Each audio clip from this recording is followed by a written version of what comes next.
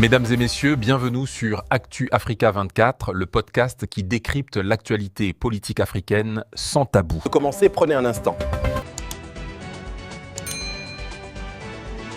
Et si le bras de fer entre le Niger et la CEDEAO était en train de prendre un tournant décisif, après des mois de sanctions économiques, de pression diplomatique et de menaces d'intervention militaire, une question centrale se pose aujourd'hui. Assistons-nous à un retour progressif au dialogue ou à une rupture durable entre Niamey et l'organisation ouest-africaine ? Depuis le changement de pouvoir au Niger, la CEDEAO a adopté une position ferme au nom du respect de l'ordre constitutionnel, imposant la fermeture des frontières, la suspension des transactions financières et un ensemble de sanctions destinées à faire pression sur les nouvelles autorités. L'objectif était clair, provoquer un retour rapide à l'ordre constitutionnel. Mais les événements n'ont pas évolué comme prévu. Sur le plan économique, les sanctions ont créé des tensions réelles, notamment sur les importations, l'inflation et les échanges commerciaux. Cependant, sur le plan politique, elles ont produit un effet inattendu, un renforcement du discours de souveraineté à l'intérieur du Niger.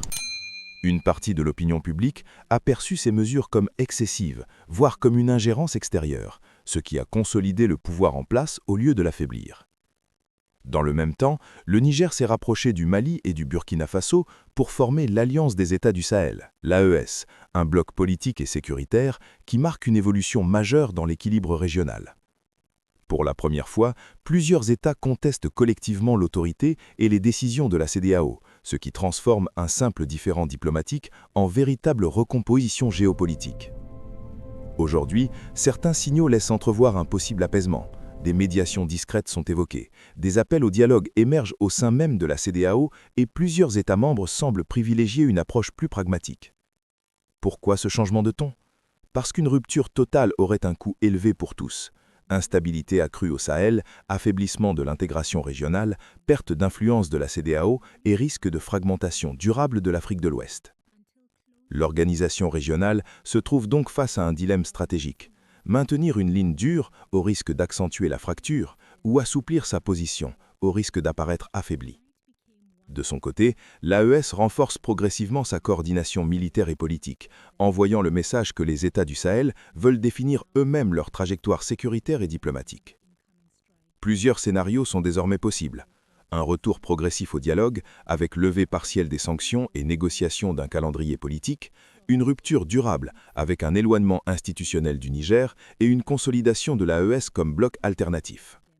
Ou une situation intermédiaire, faite de coexistence tendue mais pragmatique, sans normalisation complète ni séparation totale.